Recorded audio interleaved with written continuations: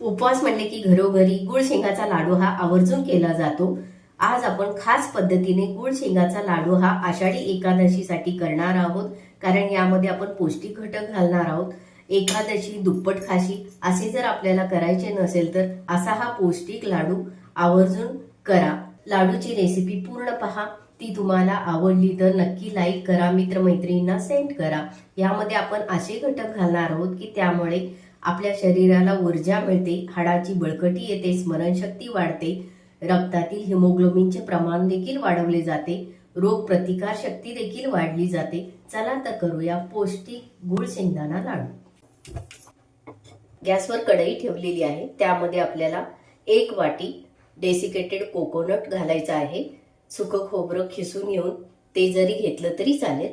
गॅसच्या स्लो फ्लेमवर अगदी 1-2 मिनिटच ह्याला भाजून घ्यायचं। असं हे सुकं खोबरं जर आपण लाडूमध्ये घातला तर लाडू चविष्ट होतो। सुक्या खोबऱ्यामुळे आपल्या शरीरात रोग प्रतिकार शक्ती वाढते, स्मरणशक्ती वाढण्यास मदत होते, हाडांची बळकटी देखील वाढते। किंचित लालसर रंगावर हे सुकं खोबरं आपल्याला भाजून घ्यायचं। खोबरं मस्त भाजलेलं आहे, गॅस बंद करून घेऊ। भाजलेलं खोबरं एका ताटामध्ये काढून घेऊया। जर कढईत ठेवलं तर खूप लालसर होईल, करपून जाईल। खोबरं थंड करून घेऊया।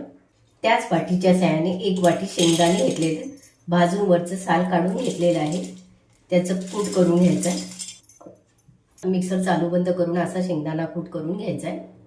कूट आपण ह्या ताटामध्ये काढून घेऊ। शेंगाच्या लाडूमध्ये खारीक पावडर घालणार आहे, ती देखील त्याच वाटीच्या साहाय्याने 1 वाटी घेतलेली आहे, ताटामध्ये काढून घेत आहे। भाजलेलं खोबरे देखील थंड झालंय, ते देखील ह्या ताटामध्ये काढून घेऊ। तिन्ही जिन्नस आता मिक्स करून घ्यायचे। तिन्ही जिन्नस एकजीव करण्यासाठी मिक्सरवर परत फिरवून घेऊ। त्यासाठी मिक्सरच्या भांड्यामध्ये हे जिन्नस घालून घेऊया। 2 टप्प्यामध्ये याला आपण एकजीव करून घेऊ। याप्रमाणे असे आपल्याला एकजीव करून घ्यायचे। गॅसवर कढई ठेवलेली आहे, त्यामध्ये 1 चमचा साजूक तूप घालून घ्यायचं। लाडूसाठी 1 वाटी गूळ बारीक करून घेतलेला आहे, हा गूळ यामध्ये पगळून घ्यायचा आपल्याला। सतत हलवून गूळ पगळून घ्यायचा आहे। गुळाचा पाक करायची गरज नाही, गूळ तुपामध्ये पगळून घेतला तर लाडूला चव चांगली येते। गॅसची फ्लेम मात्र स्लो ठेवायची आहे। वाटीभर शेंगदाणे व वाटीभर सुकं खोबरं घेतलंय, खारीक पावडर देखील घेतलेली आहे। खारीक पावडरमुळे लाडूला नैसर्गिक गोडवा येतो।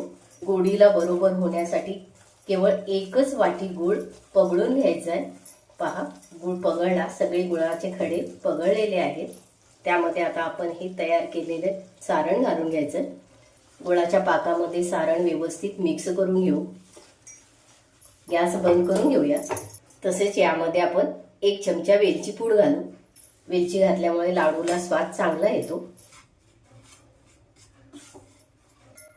सारण ताटामध्ये काढून थोडंसं कोमट करून घेऊ।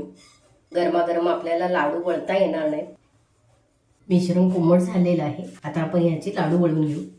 मी वाटीच्या साहाय्याने सारण हातामध्ये घेत आहे, जेणेकरून आकाराने एकसारखे लाडू येतील। दोन्ही हाताने मस्त गोल गरगरीत आपल्याला लाडू तयार करायचा आहे। 1 लाडू तयार झाला। मिश्रणाचे सर्व लाडू तयार करून घेऊया।